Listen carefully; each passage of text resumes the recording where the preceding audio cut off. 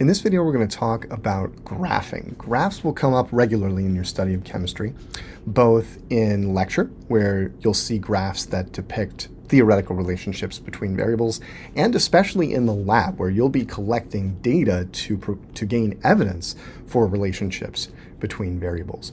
The most common type of graph that you'll see, especially when it comes to the lab, is what's known as a scatter plot. A scatter plot is simply a two-dimensional map with one set of points on a horizontal axis, one set of points on a vertical axis, and in the rectangle formed by the two axes, every point is represented by two numbers.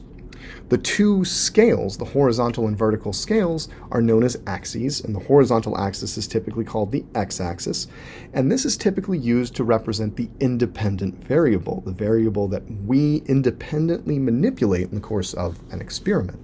We measure the response of a second variable in response to manipulation of the independent variable, and that's plotted on the vertical axis, which is known as the y-axis, and that variable, which depends on the x variable, is typically called the dependent variable.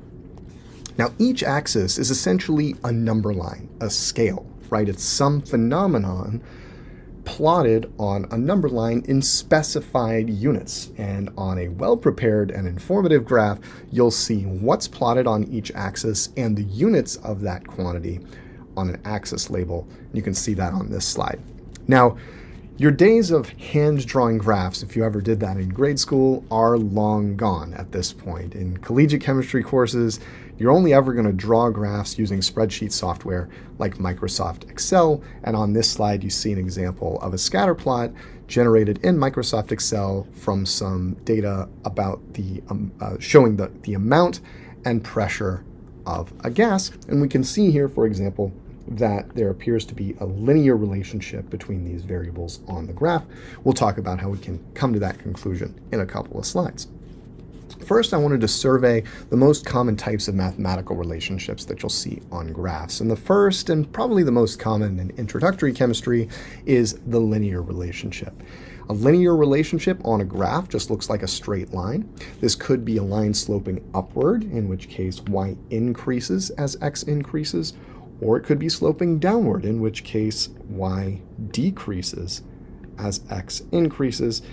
In both cases, as long as the line is straight, the relationship is still linear. And really the hallmark of a linear relationship is constant slope. The rise over run is the same at every point on this line. I could, for example, copy this little rise over run bit here and put that anywhere else on the line, and I'm going to have the same slope everywhere. That slope is little m multiplied by x, and then the value of y, where x is 0, is known as the y-intercept, commonly represented as b.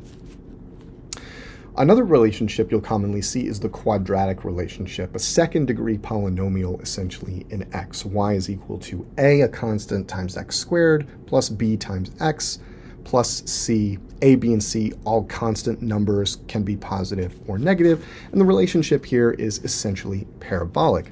The key difference from the linear relationship is now the slope of the line changes dramatically as x changes. So it's close to 0 when x is near 0, and as x increases, this slope increases, and in fact, the slope of the curve increases linearly with x. This comes from differential calculus.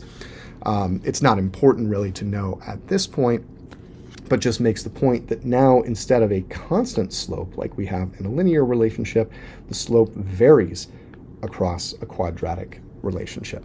The exponential relationship involves an increase in y that is even more dramatic than the quadratic increase in y, since x is now the exponent of e. So we're going from e to the first power to e squared, e cubed, e to the fourth, fifth, sixth power. You can imagine y gets very, very large very quickly.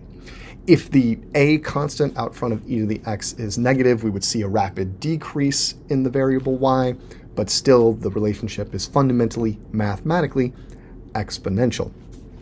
Now, if we take the logarithm of both sides of an exponential relationship and exchange the positions of x and y, we get what's called a logarithmic relationship.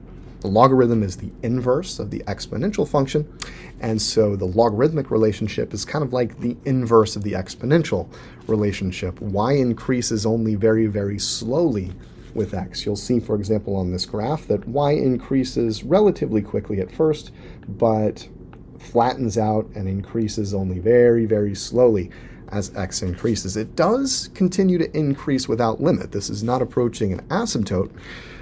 It just increases very, very slowly with respect to x. And you'll see both of these mathematical relationships, particularly in the second semester of introductory chemistry, these will start popping up. The way we'll most often use graphs in chemistry is in the laboratory context, where we're plotting data to support some kind of theoretical model of how molecules behave, more or less. So we'll have an idea from prior studies, lecture, etc., of a mathematical model that the data should follow, and that mathematical model will express in the form of an equation that relates the two variables on our scatter plot, say. And in order to support the model, we develop a line or curve that runs through the data that the data corresponds to, right? And this is known as fitting, developing a mathematical equation that fits the data effectively. The conceptual idea behind fitting, which we won't talk about in any more detail than that, is just minimizing the deviation of this modeling line or curve from the data itself. So we want to come up with a line or curve that is as close as possible to our data points. When the data are linear and our modeling curve is linear, this process of finding that ideal line is known as linear regression, and spreadsheet software can do this for us. If you take an advanced statistics course, you'll learn about the details of linear regression. All we need to know is that this statistical procedure spits out the mathematical equation that is ideal for linear data. It's going to give a line that gets as close as possible to the points in question. So here's, for example, that same set of pressure and mole data that we looked at previously. It's linear, essentially, and this dotted line is very close to the data points. It's what's known as the line of best fit. Microsoft Excel can generate this for you and can also spit out the equation and a measure of how well the line fits the data. Our mathematical model won't always be linear, and so the data we collect won't always display a linear relationship when we lay it down on a scatter plot. This indicates that we cannot use linear regression on that data directly. But what we can do is convert the data into a linear form by transforming it mathematically. If we know the mathematical model that we're going for, that the data should conform to, we know the mathematical steps we need to take to turn our data from a nonlinear situation into a linear one. I call this linearization. We're going to look at the details on the next couple of slides. The basic idea of linearization is as follows. Imagine we have two sets of data, x and y, that we collected as part of an experiment where the x's are our independent variable and the y's are dependent variable. And say we know they're related theoretically by a general equation that looks like this. There's some function of y, we're going to call that g of y. That's equal to some constant value, capital M, times some function of x, f of x, plus a constant value b. If the theoretical relationship between the variables looks like this, it's possible to transform the x's and y's mathematically to turn a nonlinear relationship into a linear one. So for example, if we plotted y as a function of x and got a graph that looks like this, well, if the x's and y's are related by an equation like this, if I plot g of y on the vertical axis and f of x on the horizontal axis, I'll get a line, right? And the slope of that line will be this capital M, and the y-intercept will be capital B. So what we've done here in applying the function g to the y's and applying the function f to the x's is turned nonlinear data into linear data, and we could do linear regression on this data, find the equation of this line, find the optimal values of m and b, and get physical insight from that. I actually want to show you how this works in the context of a real example.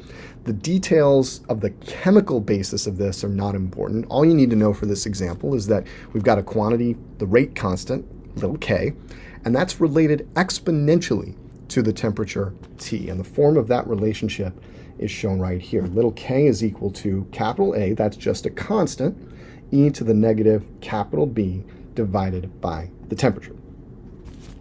So A and B are constant values, T is the temperature, K is the rate constant, and this is definitely a non-linear situation. In fact, the relationship looks exponential in 1 over T, right?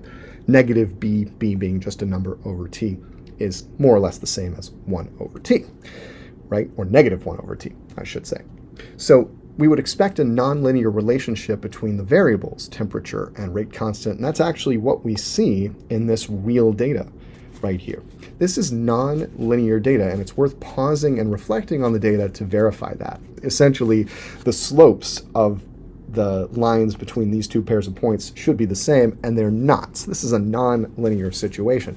But the good news is we can transform this equation into a linear equation by applying the right functions to k and the right-hand side. And the way we can do this is, well, okay, if I want some function that has a simple function of temperature that does not include this constant number, so that I can just plot, because I don't know what that is yet, right? I could just plot some function of the temperature without worrying about the constant. To find that, I can take the natural logarithm of both sides. That gets me the natural log of k on the left, and on the right I have the natural log of A minus B times 1 over the temperature. That came from applying the natural logarithm to e to the negative b over t, which will be equal to negative b over t, which is the same as negative b times 1 over t. Now, this is actually a linearized version of the equation on the slide in black. This equation has a form that looks like this.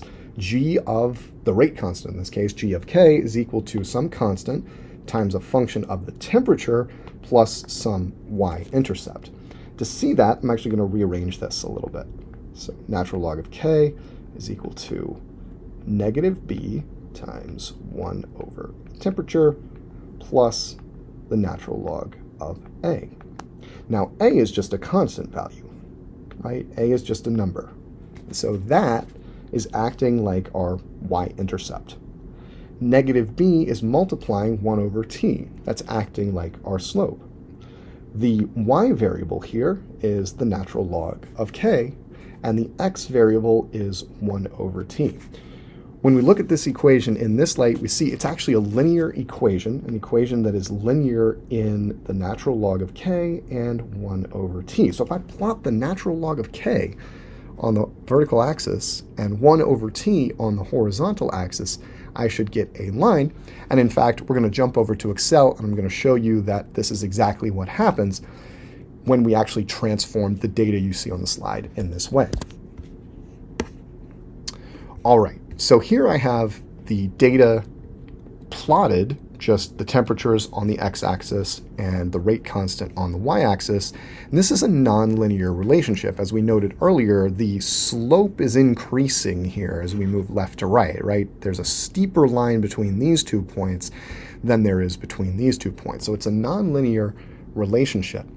But if I take the step of transforming the data, calculating 1 over the temperature, determining that, and calculating the natural log of the rate constant and determining that, these are the values I get. Just got these by doing 1 over each temperature and then the natural log of each rate constant. And if I plot these, the relationship you'll see actually becomes linear. It's sloping downward because of negative b being the slope, right? We just saw that. And if I add a trend line here and display the equation of the trend line, I can get a sense of what those constant values are. So remember, what we saw was the natural log of k was equal to negative b times 1 over the temperature plus the natural log of A. And so I can look at the slope of the graph, for example, and notice negative 7,150.5, that's my value for negative b, and 17.73 is the natural log of A. So I can determine these constants A and B from the slope of this line. You'll apply this linearization procedure regularly with laboratory data, since a lot of the relationships you'll encounter are non-linear, but the vast majority of them you'll be able to transform your laboratory data, which would look non-linear on a simple graph of y versus x, something like this, into a linear form where we can apply linear regression and pull off the slope and intercept as physically interesting quantities from that linear graph and the line of best fit.